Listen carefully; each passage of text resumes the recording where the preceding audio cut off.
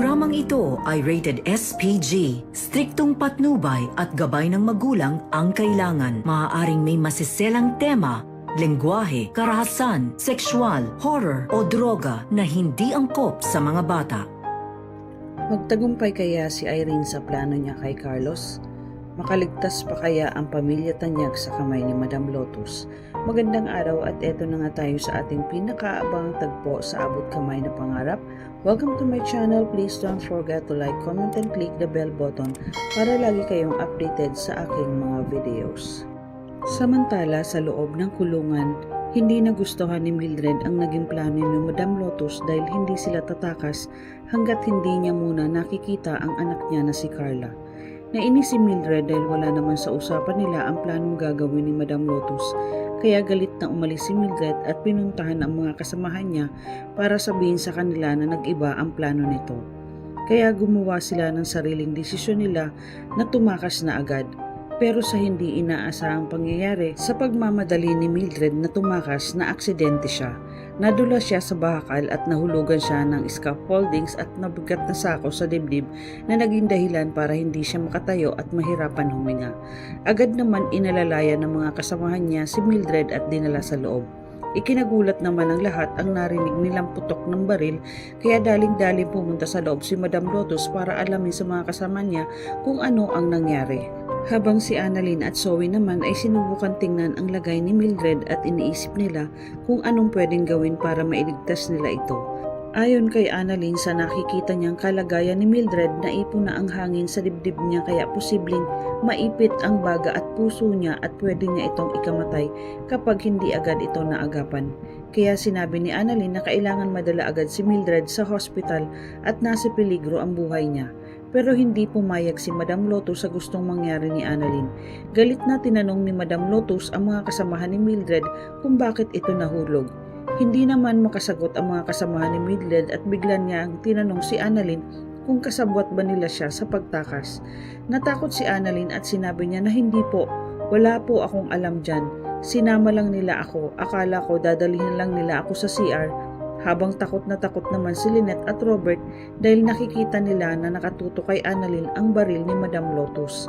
Sinabihan ni Madam Lotus si Annalyn na gawin niya ang lahat ng paraan para iligtas si Mildred dahil doktor naman sila at walang tatawag ng ambulansya. Kung mamamatay siya, kasalanan niya yun dahil ginusto niyang tumakas agad.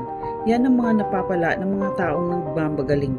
Kaya agad naman nag-isip si Annalyn kung anong pwedeng gawin nila ni Zoe kay Mildred para mailigtas nila ito.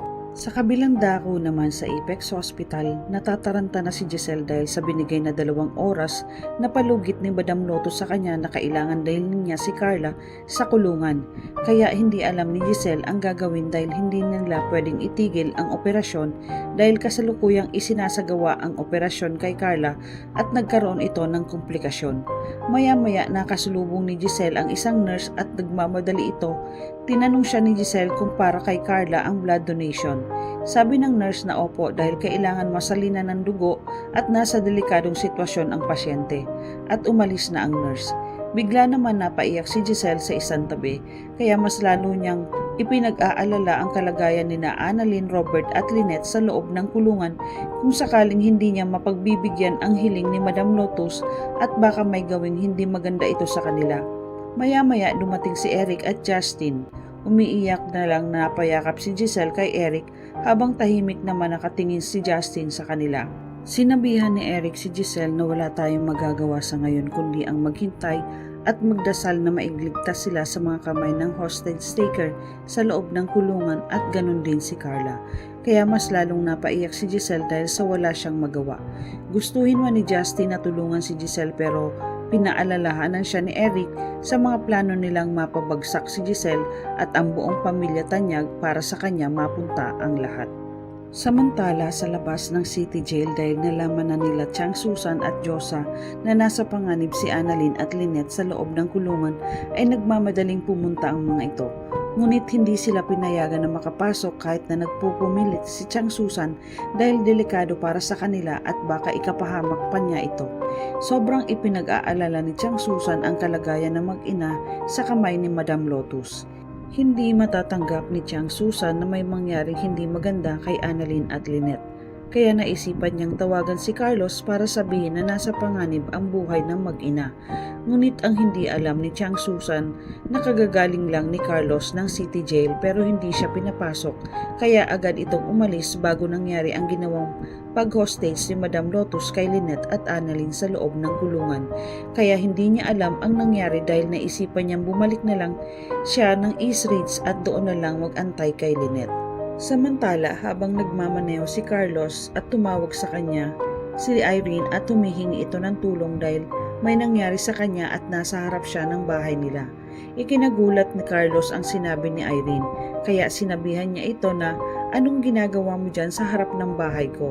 Sabi ni Irene na, "Pinuntahan kita sa East Ridge kaso wala ka doon, kaya naisipan ko na puntahan kita sa bahay niyo."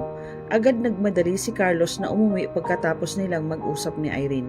Habang si Irene naman ay nangingiti dahil may binabalak siyang gawin kay Carlos. Maya-maya ay dumating na si Carlos. Galit na sinabihan niya si Irene kung bakit siya nagpunta sa bahay niya. Gumawa naman ng dahilan si Irene at nagdrama ito kay Carlos dahil alam niya kung papaano niya ito mapapaamo. Nang malaman ni Carlos ang nangyari sa kanya, pinapasok muna ni Carlos si Irene sa bahay niya at inalak niya ito ng maiinom, kaya nagpunta si Carlos ng kusina habang naiwan niya ang telepono niya sa lamesa. Maya-maya ay tumunog ang telepono ni Carlos at nakita ito na Irene. Kinuha niya ito at sinagot. Sa kabilang linya, agad sinabi ni Chang Susan kay Carlos na pumunta siya ng city jail dahil may nangyayari kay Lynette.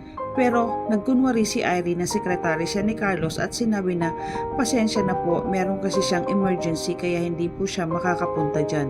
Ikinagulat naman ni Chang Susan ang sinabi ni Irene, kaya nagbili na lang siya na sabihin agad ito kay Carlos at kailangan niyang magmadali dahil hawak sila ng hostage taker sa loob ng kulungan. Pagkababa ng tawag ni Irene, sumilip siya muna para siguraduhin na hindi siya narinig ni Carlos at maya-maya ay may kinuha siyang bote ng pabango sa bag niya na ito ang pinakamagandang sandatang gagamitin niya para mahulog si Carlos sa bitag na gagawin niya. Maya-maya ay nag-spray siya sa panyo at hinanda niya ito. Sinundan niya si Carlos sa kusina habang kumukuha siya ng maiinom. Ikinagulat naman ni Carlos ng pagharap niya kay Irene ay inilagay niya ito sa ilong niya, dahilan para mahilo si Carlos at mawala ng ulirat. Inakay ni Irene si Carlos sa taas ng kwarto nila at pinahiga niya ito, habang si Irene ay nakangiting pinagmamasdan si Carlos habang walang malay ito. At sinabing ngayon ay aking ka nang muli at magagawa ko na ang sirain ng pagsasama niyo ni Lynette. Masira kaya ni Irene ang pagsasama nila Lynette at Carlos sa ginawa niya? Mailigtas kaya ni Annalyn ang buhay ni Mildred? Ano ang gagawin ni Giselle ngayong nasa critical na kondisyon si Carla? Yan ang ating pakaabangan dito lang sa Abot Kamay na Pangarap. Huwag bibitiw at huwag kalimutang mag-subscribe. Maraming salamat po and God bless.